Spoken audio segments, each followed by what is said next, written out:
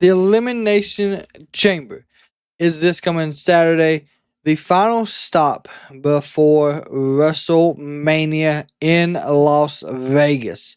There's a lot going on, there's a lot to talk about, so let's hop right into this. Of course, as always, down there below, hit that like, hit that subscribe, leave a comment on who you think is going to win and why, and let's get right into this. We're going to start with Tiffany Stratton and Trish Stratus, which they are calling themselves Trishy Time, going up against Nia and Candice LeRae. This match, of course, is feuding off of the fact that Tiffany Stratton did take the women's title from Nia Jax with her fantastic cash in. Absolutely perfectly timed, and we were excited about that. And we've just seen the running cycle of Tiffany going up against Candice or Nia. Trish Stratus was in the fans 3 weeks back. They jumped Tiffany. Trish came in to help. What I think happens here is this is going to build up Tiffany moving into WrestleMania. We're going to see a fantastic match with her and Trish. This is Trish's way, and in my opinion, passing that torch to Tiffany, giving her the reins and letting her be the women's face that Trish was in her time.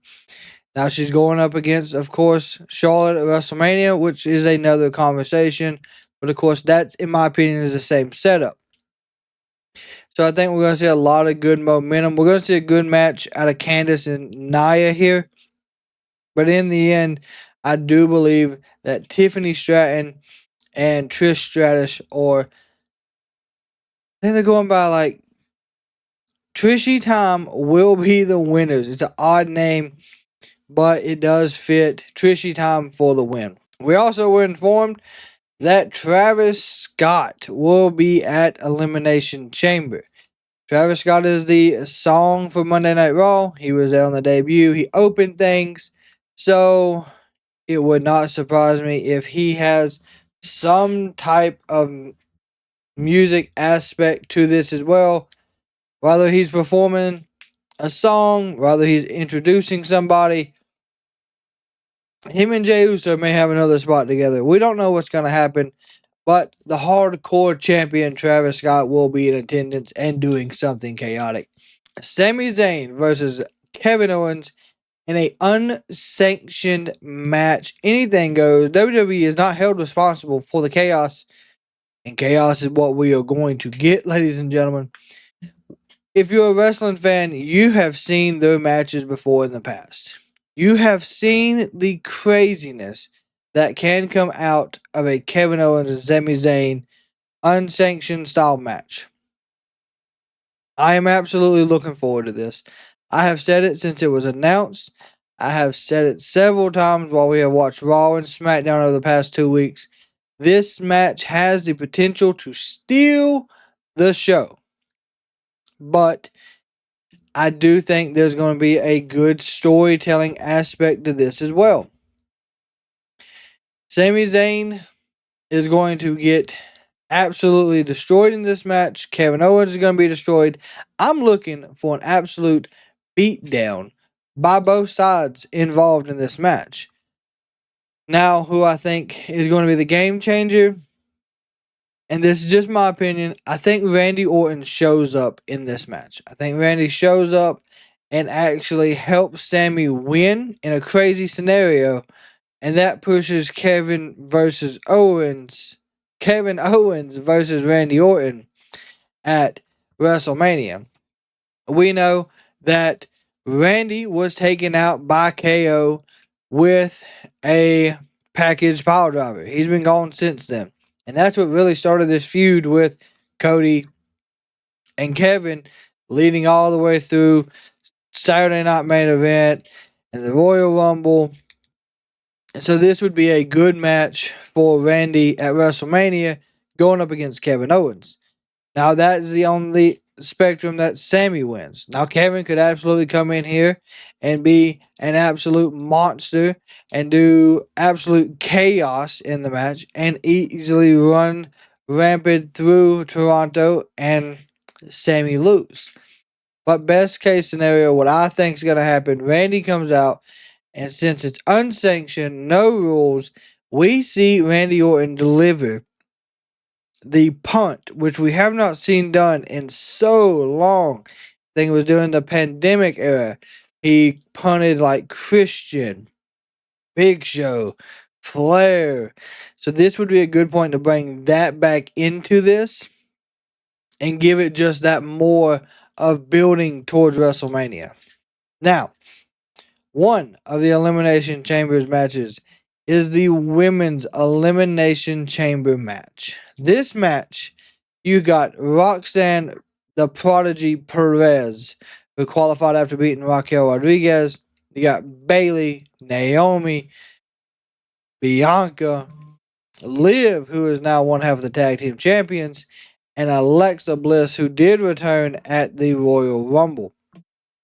This match, in my opinion, has the potential to be a multi setup for WrestleMania. So we know that Liv Morgan, now with the tag team titles, I don't think she's going to win this. She's going to have a good play in the match and building more and more storylines because Liv is fantastic at building things to the bigger picture. Kind of like she did with the Judgment Day and the teetotal turn that they did on Rhea and Damian Priest. I think we see more of the Jade storyline be built here with Liv, Bianca, and Naomi throughout this match, and even possibly Bailey, because they're saying not Naomi, they're saying that Liv and Raquel took out Jade. I truly think Bianca was not the one that took her out, but I think Naomi did it to get into the tag team with Bianca. And I even think Bailey could have had a play in it with Naomi in getting into that last spot going into War Games. There's all these extra fillers that could have happened going into this. Now, Roxanne on the other side, this is her call up moment. This is her moment to shine on the main roster other than just a Royal Rumble where she set records this year. I think this match really comes down to Roxanne Perez and Alexa Bliss in the match. I think we're going to see fantastic work in the ring from Roxanne, who we know from NXT has this ability to do that. And then we're going to see fantastic in-ring debut to Alexa. Because, I mean, we've seen her in a qualifying match against Candice, and it was fantastic. But we've also seen her in the Rumble, where she did great as well. But now we're going to put her in an Elimination Chamber, where we're really going to get to see what she has in store for us, with everything happening with the Wyatt Six as well. Because we have seen that they have been teasing stuff throughout the matches she's had, the backstage segments with Nia. So all of this is going to build up and become something towards WrestleMania. Whether it be Alexa join the Wyatts and her and Nikki Cross go after their tag titles. Or Alexa join the Wyatts, win the Chamber, and they torment Rhea all the way to WrestleMania. So many great options that can happen. I'm really looking forward to this match. I really am. For the first time in a long time, is it another back to premium live event where we don't know who's going to be winning because there's so many aspects to it. Now, the one that's got everybody talking, the one that's got everybody confused, The Rock has asked Cody Rhodes for his soul, not for the world title, not for a match at Elimination Chamber, not for him to give up his Royal Rumble spot, not for him to give him a match at WrestleMania. But he wants Mr. Rhodes' soul. Now, a lot of people are losing their minds that they do not want to see Cody Rhodes give him his soul, per se. Me, on the other hand, I'm looking at this as we are getting ready to see a side of Cody that a lot of people haven't seen. We're going to see heel Cody Rhodes, the bad guy, Cody Rhodes, corporate Rock and Cody Rhodes, if he accepts this deal. Now, if he accepts the deal, there's a lot of things that can play out going forwards. If he doesn't accept the deal, so I'm going to give you both sides. He doesn't accept the deal.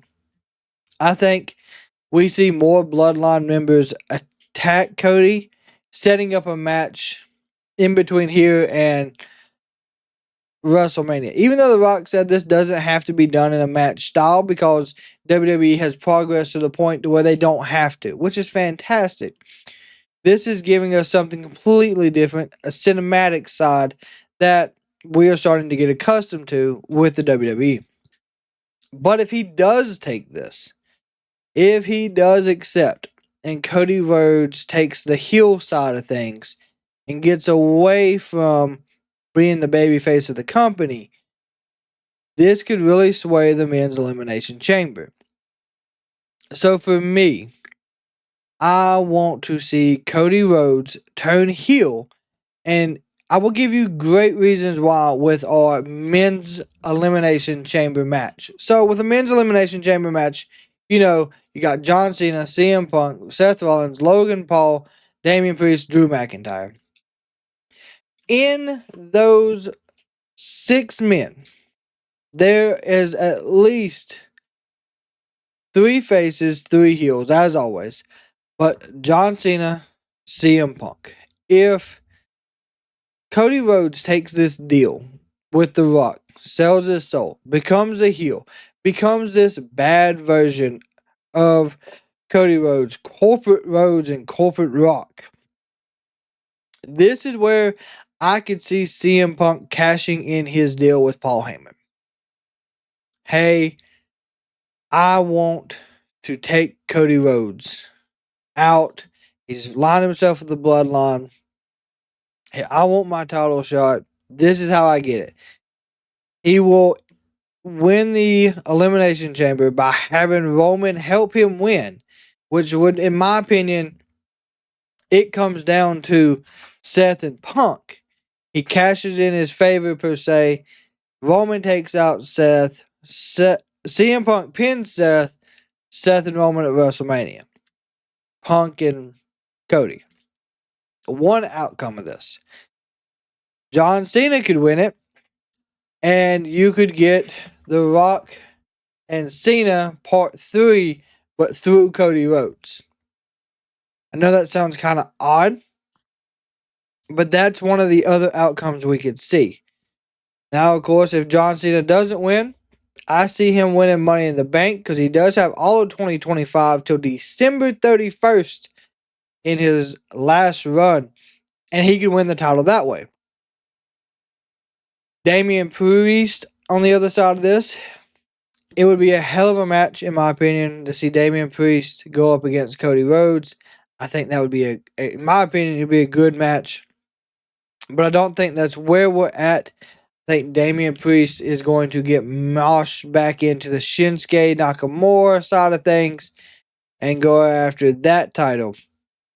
Logan Paul has always been the biggest hated wrestler in the room when it comes to these matches. But Logan Paul, as much as everyone doesn't like him, normally gives us the absolute best spots in most of the matches he's in. From the Royal Rumble moment with Ricochet to the WrestleMania moment where he hopped on the rope, done like a 450 splash. It was just wild. It was a crossbody probably, but I mean, he does wild stuff because he's dedicated to learning how to do it. So I give him props there. He's proved that in the ring he can do what needs to be done. But I don't think with where we're heading, it's Logan Paul's time for a title. If it is, Braun Breaker will have some type of open challenge somewhere. Seth Rollins, like I said, building Seth Rollins moving forward, I think we're really going to see him and Roman at WrestleMania. I think that's going to end the issue with Roman and Seth and the Shield thing, because that's still mentioned so much. And it's been mentioned a lot here recently, especially going into War Games, because everybody kept telling Seth, you built Roman to who he is when you stabbed him in the back. Cody even said it Monday on Raw when Seth confronted him. So there's a lot of building pieces here, and I would like to be right about majority of these. But of course, as a wrestling fan, I know that that's not always the case. Just look at the Royal Rumble. Jey Uso won, and honestly, I didn't expect that at all. He was in my top 6, but he was not in my top 2 in the ring. So, what I really would like to see is John Cena win. What I think's gonna happen is CM Punk finally gets his WrestleMania moment, and he wins this Elimination Chamber. Cody Rhodes takes the deal with Corporate Rock, and we get CM Punk versus Cody Rhodes at WrestleMania versus Corporate Rhodes versus CM Punk.